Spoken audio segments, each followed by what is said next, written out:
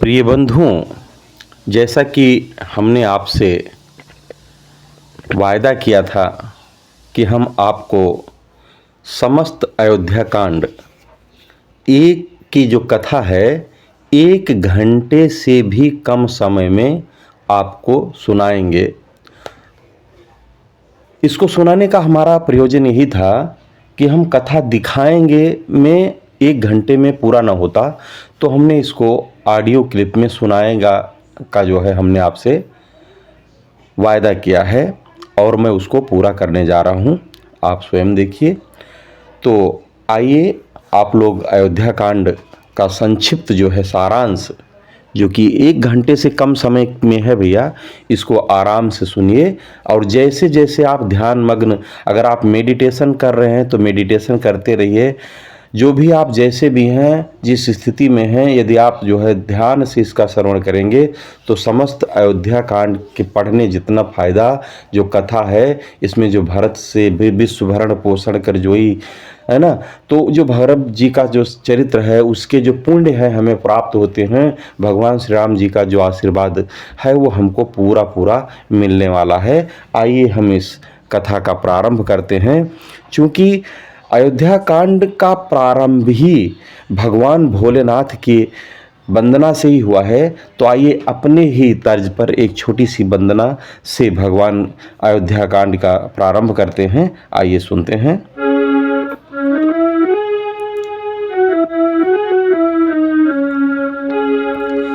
हरि ओम नमः शिवाय।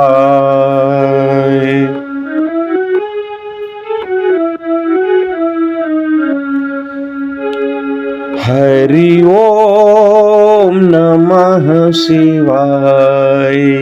नमः शिवाय ओम नमः शिवाय ओम नमः शिवाय ओम नमः शिवाय। नमः शिवाय ओम नमः शिवाय ओम नमः शिवाय ओम नमः शिवाय। हरि ओम नमः शिवाय। विश्वनाथ मम नाथ पुरारी, त्रिभुवन महिमा विदित तुम्हारी। विश्वनाथ मम नाथ पुरारी, त्रिभुवन महिमा विदित तुम्हारी। आशुतोष तुम औढर दानी, आरती हरहु दीन जन जानी। उमा कहूँ मैं अनुभव अपना, बिनु हरि भजन जगत सब सपना। मंगल भवन अमंगल हारी, उमा सहित जेहि जपत पुरारी। ओम नमः पार्वती पते हर हर महादेव। तो प्रिय बंधुओं, जैसा कि हमने कहा है और आप जानते भी हैं कि अयोध्या कांड का जो प्रारंभ है वो भगवान भोलेनाथ की स्तुति से ही होता है, और इसलिए भगवान भोलेनाथ की स्तुति के साथ हम आगे बढ़ते हैं। देखिए, अयोध्या कांड जिसमें आगे आता है भूधर सुता देवापगा, बाल विधु, गरल ब्याल राट आदि विभिन्न प्रकृति तत्वों को अपने अद्भुत समन्वय कर लिया है भगवान भोलेनाथ की वंदना में। शिव भगवान की समन्वय योजना को कवि कदाचित जीवन के लिए अत्यावश्यक मानता है। इसी से उसने अपने आदर्श मानव राम की उस मुख श्री के भी आगे स्मरण किया है, जो ना तो अभिषेक की सूचना पाकर प्रसन्न हुई और न वनवास से दुखी या मलान हुई। गोस्वामी तुलसीदास जी महाराज जी ने पूरे रामचरितमानस में अपने साधना का आधार यही समन्वय भावना दिखाई है। इसी से कवि जहां एक ओर सीता से युक्त श्री राम के नीलांबुज श्यामल कोमल अंगों की वंदना, तो वहीं दूसरी ओर अपने आराध्य रघुवंशनाथ के कर कमलों में महासायक और चाप का भी स्मृति दिलाता है। और इस प्रकार अपने मन को विभिन्न जीवन परिस्थितियों के अनुकूल दृढ़ता प्रदान कर कवि पाठक को राम कथा के अत्यंत करुण प्रसंग की ओर उन्मुख कर देता है। श्री राम सीता को ब्याह कर साकेत लाया गया। प्रभु अब वैभव संपन्न अवधि, जहाँ रिद्ध सिद्ध संपत्ति का जल प्रवाह पूर्ण नदियों की अम्बुद की भांति अपना रहा है, लोगों की सुकृत सुख की वर्षा कर रहा है, नगर की विभूति का निर्माण मानो ब्रह्मा ने अपने समस्त शक्ति लगाकर कर दिया है। राम के गुणशील स्वभाव से समस्त पूर्वासी माता श्री राजा दशरथ जी महाराज सभी सुखी हैं। उनका मनोरथ बेली जो है, लता जो है, मानो फल संपन्ना हो गई है। फिर इस सुख उल्लास के वातावरण में यह कामना होनी स्वाभाविक ही है कि श्री राम जी को राजपद मिल जाए। जिनकी कृपा आकांक्षा लोकपालक करते हैं, तीनों लोक तीनों काल में इसकी समता करने वाला उनका अन्य कोई सत्ता नहीं है। उस दशरथ के मन में भी राम को युवराज पद देने की कामना जग जाती है, और होती भी क्यों ना। राम तो राजा दशरथ के अरे मित्र उदासी सभी को प्रिय जो हो गए हैं। फिर क्या था, मित्रों और मंत्रियों के सत परामर्श के बाद महाराजा दशरथ जी वशिष्ठ जी की आज्ञा प्राप्त करके और सेवा में प्रस्तुत होते हैं। मुनि की अभिलाषा तो देखिए, वो भी महाराजा दशरथ जी के हाँ में हाँ मिलाते हैं और कहते हैं कि हे महाराज, शुभ कार्य में देरी नहीं होनी चाहिए। इस प्रकार अभिषेक की प्रसन्नता में सारा साकेत मग्न हो रहा होता है। कहीं राम भावी अधिकार सुखी की कल्पना से चंचल ना उठें, ये सोचकर राजा दशरथ ने ऋषि वशिष्ठ को बुलाकर राम को उपदेश देने की प्रार्थना कर डाली। द्वार तक दौड़कर आगत ऋषि की सीता राम जी ने अर्चना की और सम्मान पूर्वक भीतर लेकर उनको आसन आरूढ़ कराते हैं। राम की विनम्रता की गुरु ने भूरि भूरि प्रशंसा की, और करें भी क्यों न भैया, उनके गुणशील स्वभाव का वर्णन करके तो फूले नहीं समाते हैं गुरुदेव। यदि कार्य कुशलता से बीत गया तो उन्हें इस अवसर विशेष का संयम से रहना होगा, यही उनकी सीख देना है, और इसीलिए गुरु जी आए हैं। तो सूर्यवंश में यह नियम बड़ा ही कठोर है कि राज्य का अधिकारी केवल राजा का बड़ा पुत्र ही हो, और इसलिए गोस्वामी तुलसीदास जी कहते हैं, राम का यह पछताना भक्तों के मन की कुटिलाई को दूर कर दे।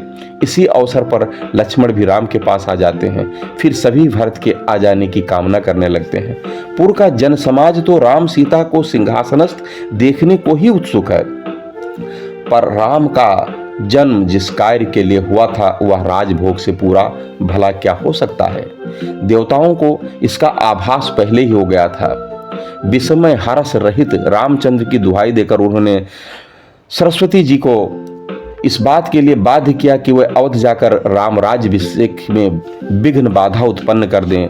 ऊंचे निवास में रहने वाली कुचाली देवों को कोसती हुई सरस्वती ने अवधपुर आकर कैकेयी की दासी मंथरा की अपयश की पिटारी बनाकर उसकी मति हर ली, और अब मंथरा दासी भैया बदल चुकी है। राम कथा का सारा करुण प्रसंग उसके लिए कार्य बन गया। इस एक कारण ने ही वह सब संभव कर दिया जिसके लिए राम कथा को भारत के मानव मन ने इतने अधिक महत्व दिया है। नगर के उत्साह को देखकर मंथरा पहले उत्सुक होकर उसका कारण पूछती है, और जब लोगों से राम तिलक की बात सुनती है तो उसके हृदय में दाह उत्पन्न हो जाता है। आहा, फिर तो वह इस सुख समाज की विनष्ट करने की उसी प्रकार चेष्टा करने लगती है जैसे मधुमक्खी के छत्ते को देखकर किराती ताक में लगा रहता है। मंथरा बिलकती हुई कैकेयी के समीप जाती है, नारी चरित करती हुई आंसू ढारती है।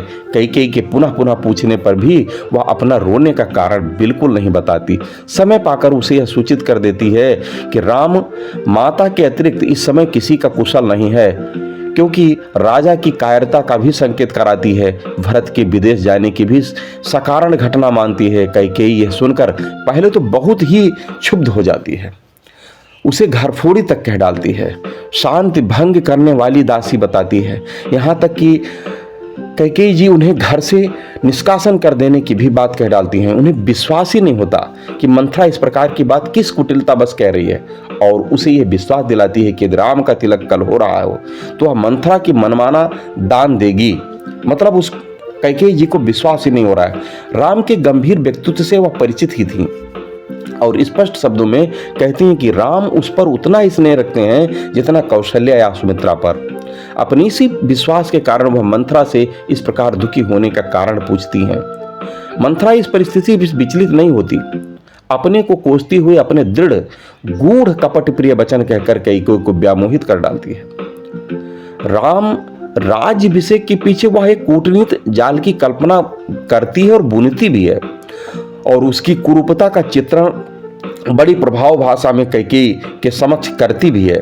दशरथ और कौशल्या को वह सरासर कपटी सिद्ध कर देती है और कैकेयी को राजा के प्रेम की बंसी में मुग्ध हो जाने वाली भोली हरणी बताती है। सौत की कुटिलता, शताधिक मतलब 100 से अधिक कहानियां उसने कैकेयी को सुना डाली और भावीवश रानी के मन में उसकी प्रतीत भी आ गई। मंथरा ने उससे स्पष्ट कह दिया कि राम के तिलक हो जाने पर दूध की मक्खी के समान हो जाओगी और सुत सहित यदि वह सेवा में नहीं करती तो घर में रहने भी न पाओगी। भरत को बंदी बनाया जा सकता है। वैसे जैसे कद्रू ने जिस प्रकार विनता को दुख दिया था, उसी प्रकार कौशल्या कैकेयी को दुख एवं यातनाएं देंगी। मंथरा की इस बात का कैकेयी को विश्वास हो जाता है। उसकी दाहिनी आंख बहुत दिनों से फड़कती रही और वह संकोच बस किसी से कहती नहीं थी। इस प्रकार रानी का ढाढ़स बंधाती हुई मंथरा उसे ये विश्वास दिला देती है कि गुनियों ने स्पष्ट कहा है कि भरत को राज्य मिलेगा। आगे वह कैकेयी को कोप भवन जाने का भी परामर्श देती है और वहां कोप भवन में कैसे छल और दंभ से राजा को बस करना है ये भी बताती है। भारत को तिलक, राम को वनवास मांगने को कहती है। फिर तो कैकेयी मंथरा को अपना मनोरथ पूर्ण हो जाने पर चकपुतरी बनाने की प्रण करती थी। कहती है कि कोप भवन में मैं जाती हूँ, लेकिन यदि ये बात सत्य हो जाती है तो आप हमारे यहाँ की सबसे सर्वोपरि दासी नहीं, आप हमारी सखी और बहन की तरह, माँ की तरह राज करेंगे। सायंकाल महाराजा दशरथ कोप भवन का नाम सुनते ही सभीत हो जाते हैं। सूल कुलस असिका अभ्यस्त राजा रतिनाथ सुमन सर से सिद्ध हो जाने के कारण तियरिस सुनकर सुखा जाते हैं। प्रिया के कुबेश को देखकर उन्हें मृदुवाणी से मनाने की भी चेष्टा की। केवल उसे प्रसन्न भर करने के लिए वह किसी रंक को राजा और राजा को देश निकाला देने की भी बात कह डालते हैं। कामबस राजा दशरथ ने राम की शपथ खाकर कहा कि कैकेयी जो कुछ मांगे वह उन्हें तत्काल दे डालेंगे। नीति निपुण राजा भी नारी चरित्र के सागर में डूब जाते हैं। राजा को अपने पूरे विश्वास में लेकर कैकेयी उन दोनों वरों को याद दिलाती हैं, जिसमें एक राम का वनगमन होता है, दूसरा भरत का राज्याभिषेक। इस अप्रत्याशित याचना को सुनकर राजा दशरथ सूख से जाते हैं। कैकेयी राजा की इस अवस्था को समझ जाती है। वह तो राजा से स्पष्ट कह ही देती है। यह तो निश्चित था कि वह वर मांगने का अवसर पाकर चबेना तो मांग नहीं लेगी। अतः महाराज या तो वर दीजिए, क्योंकि आप सिविद अधीच और बलि की श्रेणी में जाकर बैठ जाओ, अथवा वर न देकर अपयश के भागी बन जाओ। कौशल्या की सरलता और निष्कपटता का प्रतिपादन करते हुए उत्तर में राजा दशरथ भी स्पष्ट कर देते हैं कि वे तो केवल नृपनीति का पालन कर रहे हैं। वैसे भरत तो उनके बड़े ही स्नेह भाजन है, अतः भरत को युवराज बनाने में हमें कोई आपत्ति नहीं है, किंतु उनकी प्रार्थना है कि हे देवी, राम को वन मत भेजो, क्योंकि उनका जीवन ही राम दर्श अधीना है। फिर राम को वन भेज देने से कैकेयी को जो कलंक और राजा को भी जो पश्चाताप मिलेगा वह उनकी मृत्यु हो जाने पर भी नहीं मिट पाएगा। और ये दोनों बातें जैसे कि सत्य होने के लिए विचार में आई थीं। दूसरे ही दिन राम, सीता और लक्ष्मण पिता की आज्ञा सिरोधार्य मानकर परपक चले जाते हैं भैया, क्योंकि जब मिल गया है वरदान। सीता जी, लक्ष्मण जी भैया और भगवान श्री राम जी चल देते हैं। पूर्ववासियों को बहुत दुख होता है। हृदय विदारक घटना है भैया। इसका चित्रण तो से शारदा भी नहीं कर सकते। जिन लोगों ने कैकेयी की कुचाल की बात सुनी उनमें कुछ ने भरत को भी दोष देना चाहा, किंतु उनके शील स्वभाव और विश्वास को समझ बूझकर कुछ प्रकट कह नहीं सकते हैं नगरवासी। कुछ भरत को तिलक तो दिलाना चाहते थे, किंतु राम को वन न भेजकर गुरु के गृह में ही रखना चाहते थे। दूसरे इस घटना मात्र के प्रति उदास भाव प्रकट करने लगते हैं। पूर्व की कुछ स्त्रियों ने व्यर्थ ही कैकेयी को समझाने का प्रयास किया। उधर प्रिय पुत्र राम से वनगमन का समाचार सुनकर कौशल्या पहले तो सहम कर सूख गई। नेत्र सजल हो जाते हैं भैया माता जी के, तन थर थर कांपने लगते हैं। इस प्रकार व्यथित विक्षिप्त हो जाती हैं। फिर माता कैकेयी की इच्छा समझकर उन्हें राम को वनगमन की अनुमति दे दी। अब सीता की बारी आई। चंद किरण रस रसिक चकोरी रवि रुख नयन जोड़ना चाहती हैं। चित्र लिखित कवि को देखकर डर जाने वाली सीता, जो इमेज में बंदर भालू को देखकर जल जाने वाली सीता है, वह सीता जी वन में कैसे रहेंगी? माता को चिंता है। सीता को वन की एक एक वस्तु अमित सुख देने वाली होगी यदि वह पति के साथ निवास करें, ऐसा सीता माता का सोचना है। वन के पहाड़ अवध के सैकड़ों महल के समान होंगे। सीता के लिए तो जहां राम कहें वहीं सुख ही सुख है। दुख की परिस्थिति में सुख की इस कल्पना के भीतर हम जीवन यात्रा में श्रांत पथिक के लिए प्रेम की शीतल सुख छाया देखते हैं। यह प्रेम मार्ग बहुत निराला है, जीवन यात्रा के मार्ग से अलग होकर जाने वाला नहीं है। यह प्रेम कर्म क्षेत्र से अलग भी नहीं है, उसमें बिखरे हुए कांटों पर फूल बिछता है। राम से दूर रहकर सीता जी भला कैसे रह सकती हैं? जी ही नहीं सकती, अवध के भीतर ही प्राण त्याग कर देती हैं।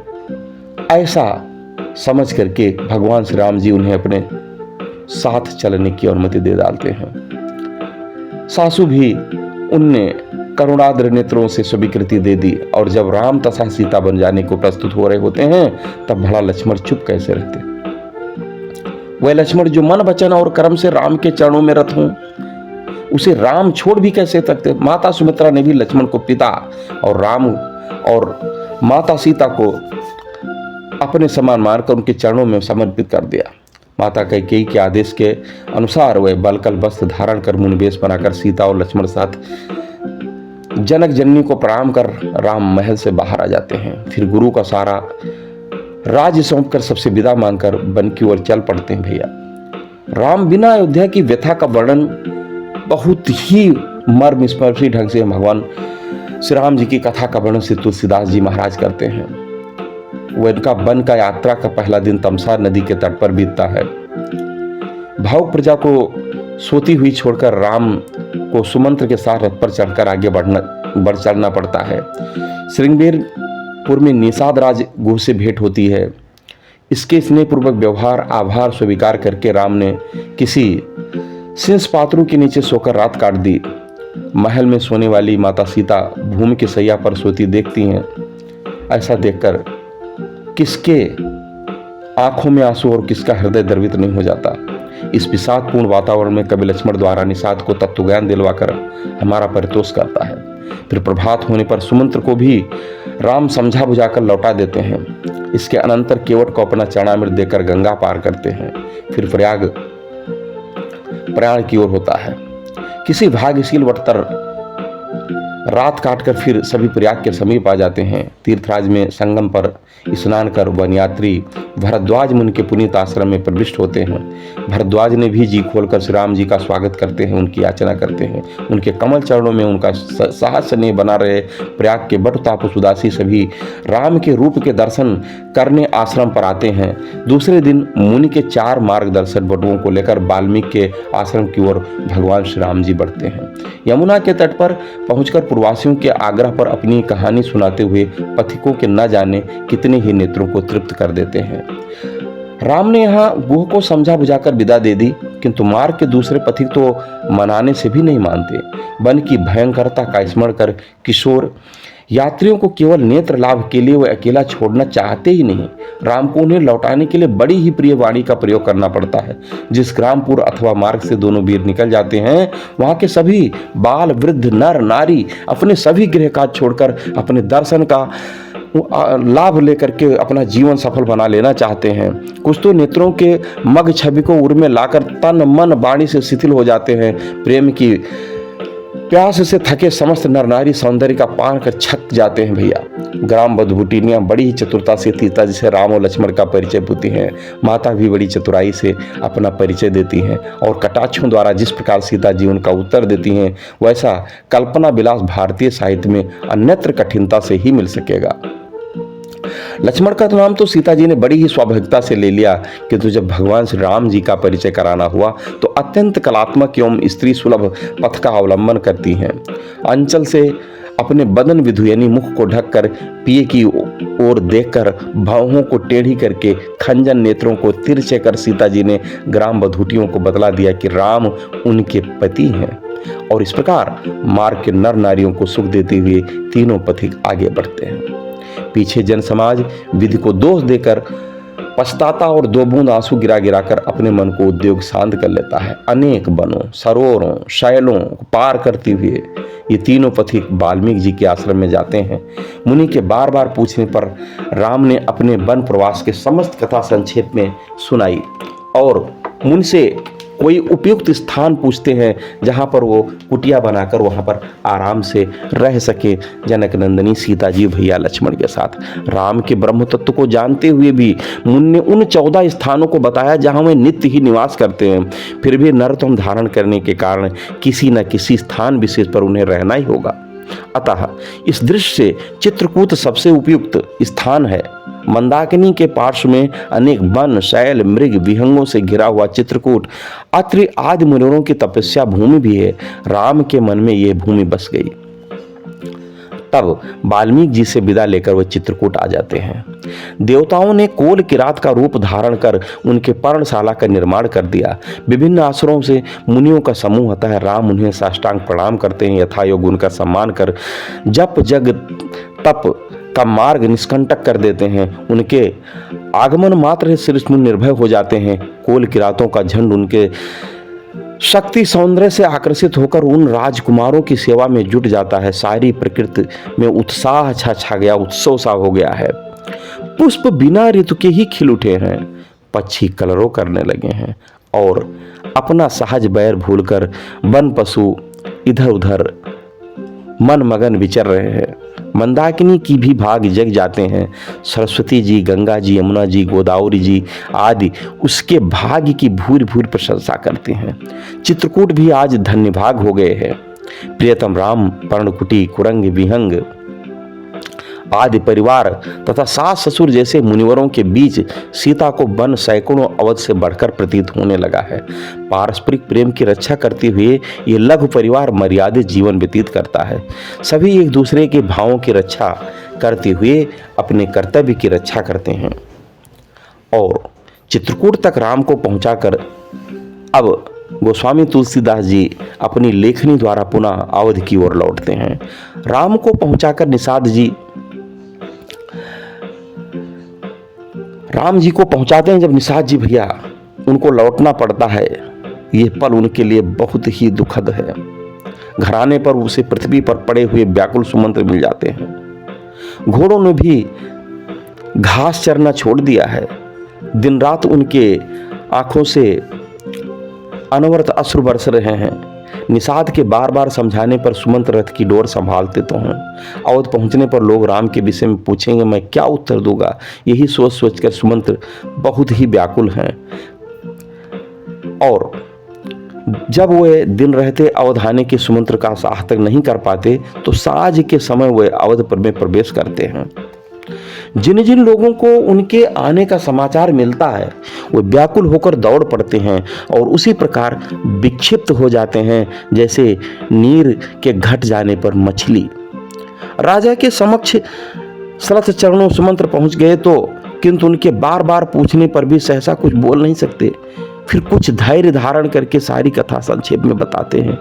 राम के निश्चित रूप से बन जाने का समाचार सुनकर सारा परिवार शोकग्रस्त हो जाता है। क्यों कहीं ना कहीं ये उम्मीद थी कि सुमंत्र हमारे बच्चों को समझा बुझाकर ले आएंगे और फिर मैं इन्हें गुरु वशिष्ठ के आश्रम पे कर दूंगा। 14 साल क्या आंख के सामान रहेंगे, आंख पुतरी रहेंगे, समय कट जाएंगे। लेकिन अब जब सुमंत्र जी वापस अयोध्या आ जाते हैं तब यह बात दृढ़ हो जाती है कि नहीं, प्रभु श्री राम जी तो अब वन में ही रहेंगे। गोस्वामी श्री तुलसीदास जी कहते हैं कि यह परिस्थिति दुख को भी दुख देने वाली थी।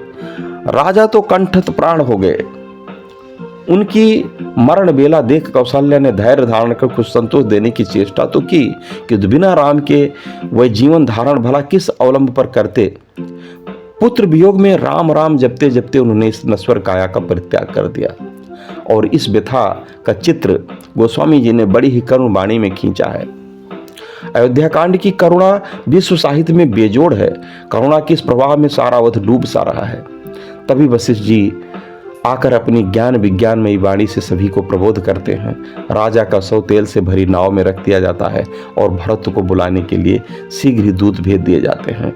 जब से अवध में अनर्थ आरंभ हो गया है तब से भरत को भी अपशगुन होने लगते हैं। उनके समाधान के लिए दानाद विविध उपायों के उन्होंने अवलंब भी लिया हुआ है। इसी बीच उन्हें बुलाने के लिए दूत पहुंच जाते हैं।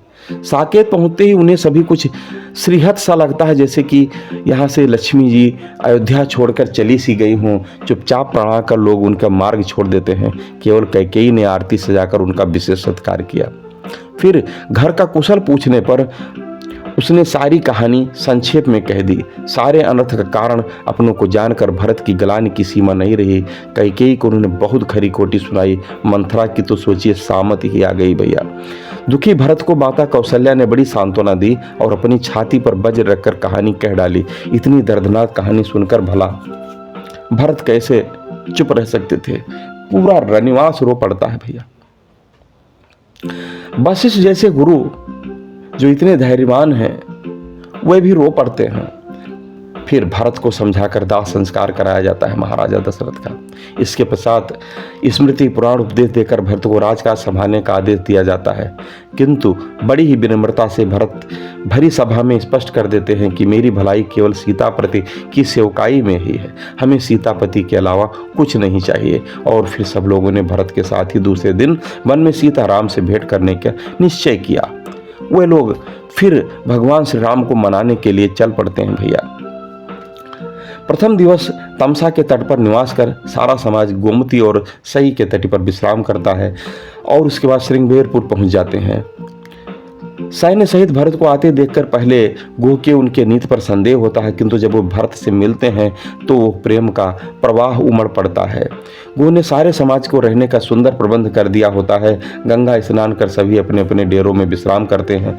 भरत ने माता कौशल्या की परिचर्या का निषाद राज के साथ शिशुपात्रु को देखा और वही उस राम की वन यात्रा का समाचार पूछा। गुस्से यह जानकर राम बार बार उनका स्मरण करते रहे। भरत के हृदय में अपार संतोष हो जाता है।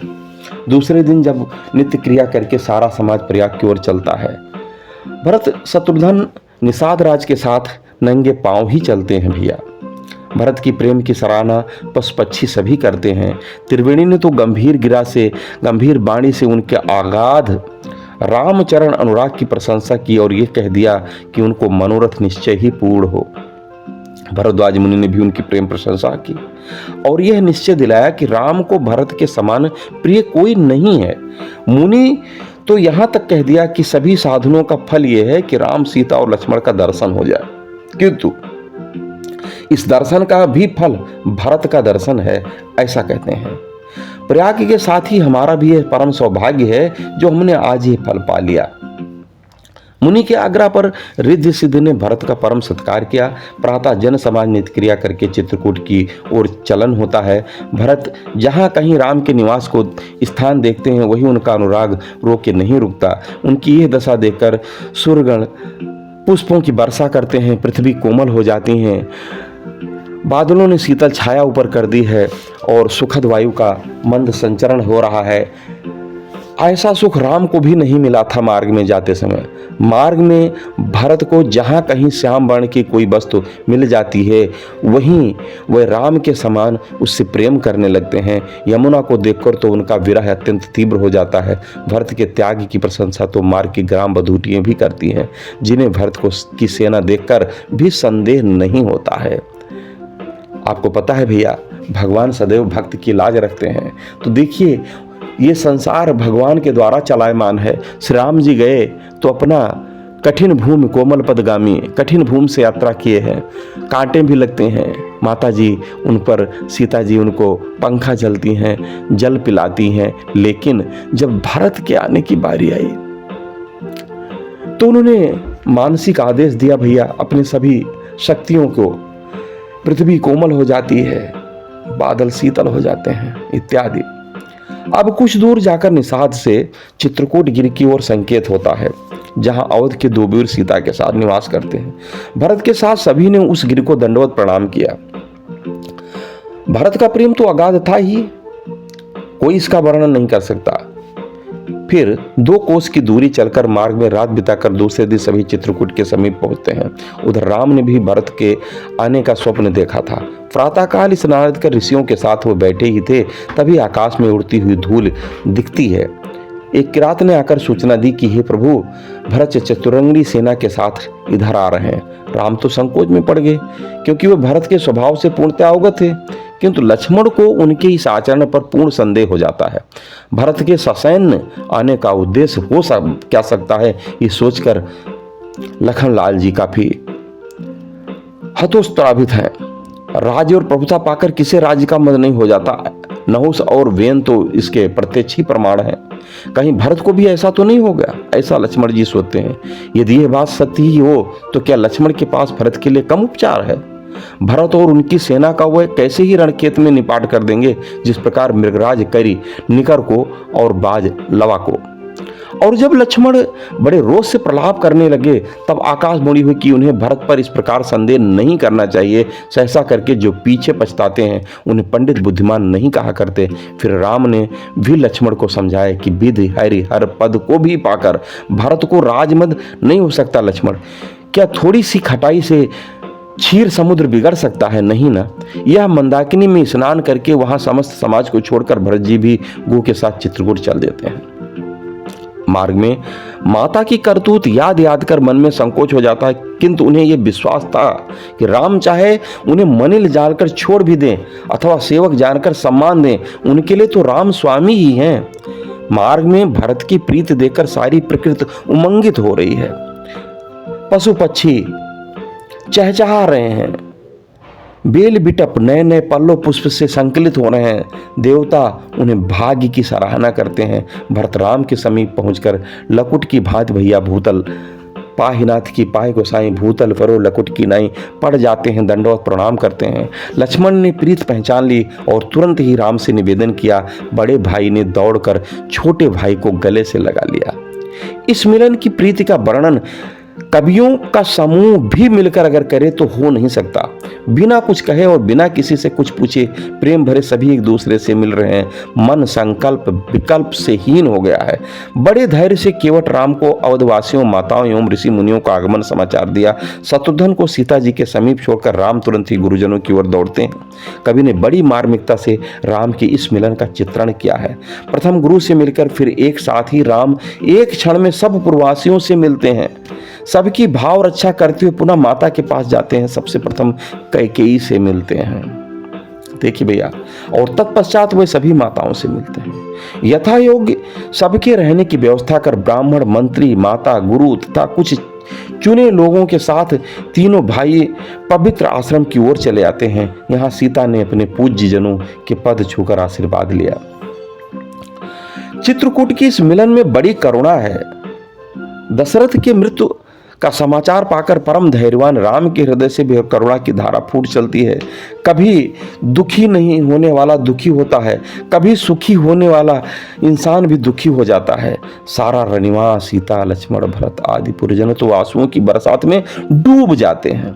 चित्रकूट के समान घटनाओं के बीच सबसे अधिक महत्वपूर्ण वहां की यही विराट सभा है भैया। चित्रकूट की सभा का सूत्र वशिष्ठ के हाथ में है। राम कुछ कहना नहीं चाहते, वो चुपचाप ऋषिवर की बात मान लेना चाहते हैं। उन्हें भरत की भी बात मान्य होगी, इसका भी वचन वे दे देते हैं।